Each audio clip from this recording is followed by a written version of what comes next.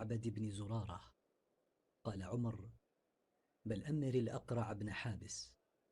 قال أبو بكر: ما أردت إلا خلافي. قال عمر: ما أردت خلافك.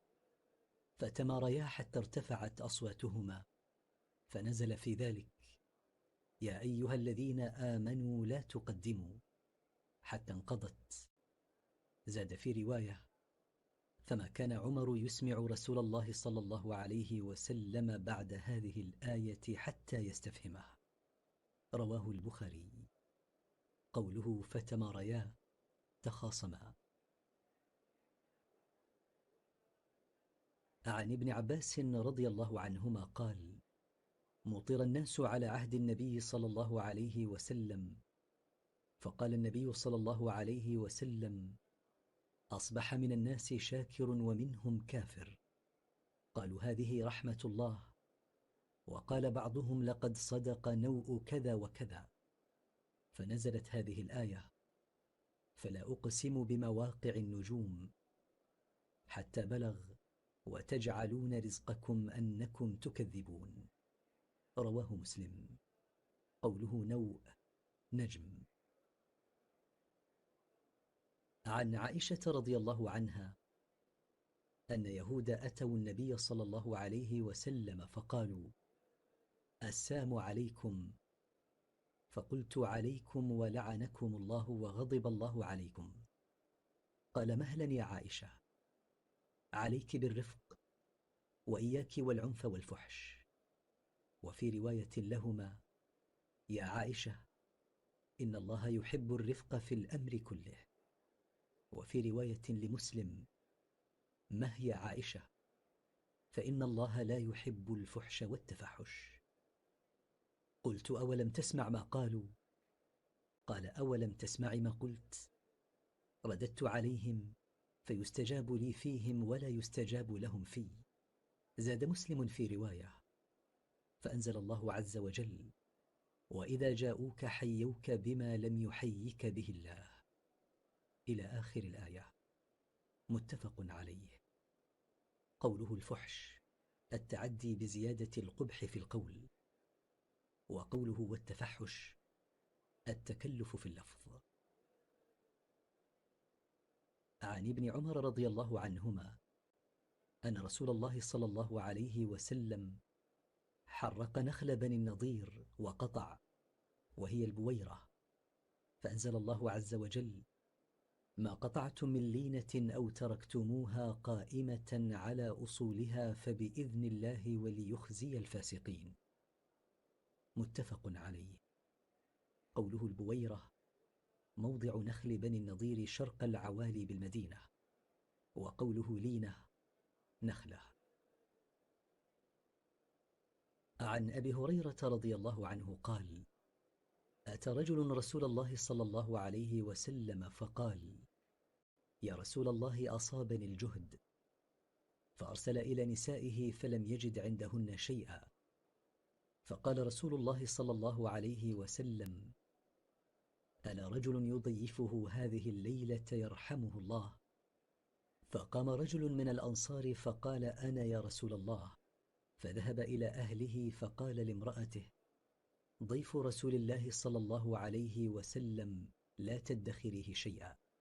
قالت: والله ما عندي إلا قوت الصبية.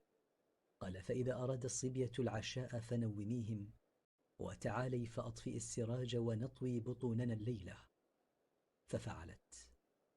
ثم غدا الرجل على رسول الله صلى الله عليه وسلم فقال: لقد عجب الله عز وجل أو ضحك من فلان وفلانة. فأنزل الله عز وجل: ويؤثرون على أنفسهم ولو كان بهم خصاصة. متفق عليه. قوله الجهد، المشقة والجوع. وقوله لا تدخريه، لا تمسكي عنه. وقوله قوت، ما يمسك الرمق. وقوله ونطوي بطوننا، نجمعها، لأن الجوع يطوي جلد البطن. وقوله غدا الرجل، خرج أول النهار. وقوله خصاصة، حاجة. أسباب نزول سورة المنافقون. عن زيد بن أرقم رضي الله عنه قال: خرجنا مع النبي صلى الله عليه وسلم في سفر أصاب الناس فيه شدة، فقال عبد الله بن أبي لأصحابه: لا تنفقوا على من عند رسول الله حتى ينفضوا من حوله. وقال: لئن رجعنا إلى المدينة ليخرجن الأعز منها الأذل. فأتيت النبي صلى الله عليه وسلم فأخبرته، فأرسل إلى عبد الله بن أبي فسأله، فاجتهد يمينه ما فعل. زاد البخاري في رواية: فكذبني رسول الله صلى الله عليه وسلم وصدقه. قالوا: كذب زيد رسول الله صلى الله عليه وسلم. فوقع في نفسي مما قالوا شدة، حتى أنزل الله عز وجل تصديقي في إذا جاءك المنافقون. زاد البخاري في رواية: فبعث إلي النبي صلى الله عليه وسلم فقرأ، فقال: إن الله قد صدقك يا زيد. فدعاهم النبي صلى الله عليه وسلم ليستغفر لهم، فلووا رؤوسهم. متفق عليه. عن جابر بن عبد الله رضي الله عنهما قال: قال رسول الله صلى الله عليه وسلم وهو يحدث عن فترة الوحي: فبين أنا أمشي سمعت صوتا من السماء فرفعت رأسي، فإذا الملك الذي جاءني بحراء جالسا على كرسي بين السماء والأرض، فجئثت منه فرقا. زاد في رواية: حتى هويت إلى الأرض، فرجعت فقلت: زملوني زملوني، فدثروني. فأنزل الله تبارك وتعالى: يا أيها المدثر قم فأنذر، وربك فكبر، وثيابك فطهر، والرجز فاهجر. ثم تتابع الوحي. متفق عليه. قوله فجئثت فزعت، وقوله فرق خوفا، وقوله هويت سقط. عن جندب بن عبد الله البجلي رضي الله عنه قال: أبطأ جبريل على رسول الله صلى الله عليه وسلم، فقال المشركون: قد ودع محمد. فأنزل الله عز وجل: والضحى والليل إذا سجى، ما ودعك ربك وما قلى. متفق عليه.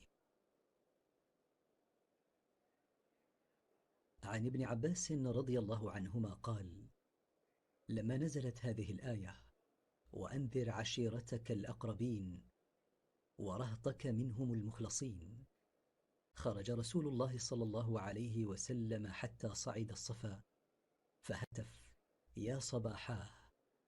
فقالوا: من هذا الذي يهتف؟ قالوا: محمد. فاجتمعوا إليه، فقال: يا بني فلان يا بني فلان يا بني فلان، يا بني عبد مناف، يا